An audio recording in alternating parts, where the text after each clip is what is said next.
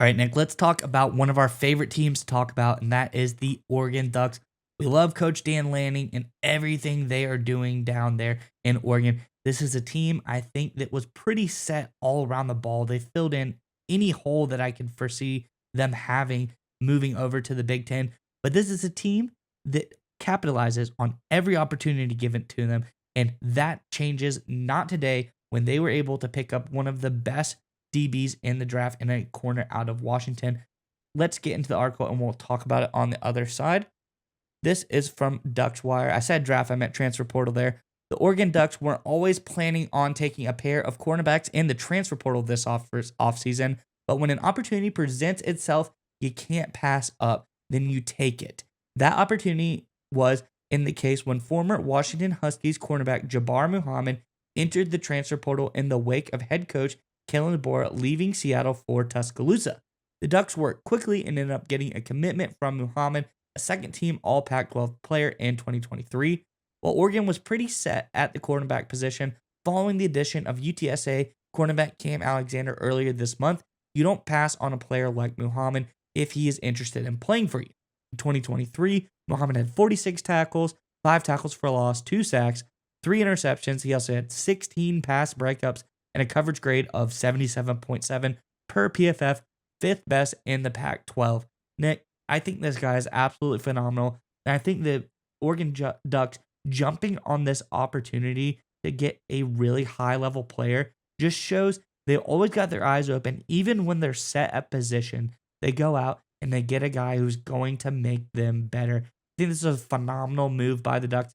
Curious what your thoughts are on it. But Oregon fans, let us know in the comment section below. This is a stacked secondary, especially with this latest addition. Let us know, who do you think is going to be the most impactful player in this secondary in the comment section below. But Nick, what do you think about this latest addition by the Ducks? Well, first and foremost, right, it's another example of Dan Lanning absolutely just killing it in the transfer portal and does the same thing on recruiting, right? And you kind of alluded to it, Mize. They see an opportunity there in Eugene and they capitalize in it. And that's what the great programs do, right? They may have already said, okay, we think we've addressed cornerback enough. But if you have a great player become available, like Muhammad in this case with DeBoer going to Alabama, hey, you take advantage of that. That's what the great programs do. And credit to Dan Lanning and his staff for getting it done. It's what they've done. It's what they've done ever since he showed up to Eugene. And I think they'll continue to do moves like that, really smart strategic decisions, whether through recruiting or the transfer portal. Let's focus on the transfer portal here for a minute, because as we talk about all the time on this channel, the transfer portal allows you to address short-term issues, right? It's like free agency in the NFL. Recruiting is long-term. It's like the draft in the NFL. But you can use the transfer portal to address and potentially get ahead of potential issues that are short-term. And thinking short-term, we're talking, of course, the 2024 upcoming regular season for Oregon. And look, based on Oregon's finish this past season, the overall talent, they're a team to contend for a new Big Ten title. They're a team to contend for a college football playoff berth. I think most people expect them to be in the final 12.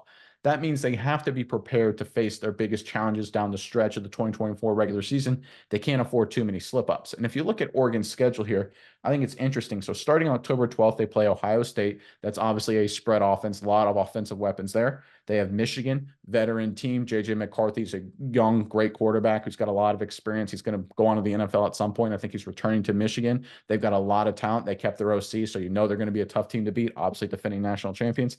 You play the Maryland Terrapins, who are very quietly a sneaky good offense. They score a lot of points there. Coach Loxley does a great job at that offense. They have the Wisconsin Badgers that are getting a little bit better. They're implementing a spread air raid attack as well. They dropped 30-plus points against LSU, could have beaten LSU. Again, quality SEC opponent there.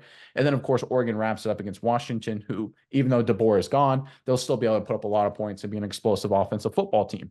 So to counteract all that firepower, and again, those are the games starting October 12th, so that's a home stretch. You need to have as many DBs as possible. You need to be prepared for whether it's injuries or a guy not stepping up or really just playing a team like Ohio State that has like five-star wide receivers, right? You need to prepare to match up those guys across the board. And I think that's exactly what Dan Lanning is doing here. I think it's a great move, and I think it'll pay big-time dividends come the 2024 regular season. Yeah, Nick. And there's one point I want to get at to end on for me here, and that is just how the Oregon Ducks dominated this transfer portal edition. Because you brought it up. Coach DeBoer left Washington, moved to Alabama. That is a opportunity, I think, for DeBoer to grab some of his guys, bring them over to Alabama, and he tried just that. Parker was, or excuse me, not Parker, Muhammad was able to visit Alabama January 18th. Coach Jabbar had his opportunity to bring him over to Alabama. Talk about Alabama. This isn't a small school. This is a school with all the talent in the world, all the opportunity, all the prestige, all the heritage. But then he meets Coach Lanning and says, you know what, Coach Jabbar, I don't want to play for you. I actually want to go over to Oregon and play there as well. So I think this just speaks volumes. His old coach went to a better school and wasn't even able to get him out from Dan Lanning's grasp. Dan Lanning is an elite recruiter. He's just elite on the defensive side of the ball. And I foresee him being able to grab any player that he wants to target in the future. And this just shows how strong of a grasp he has.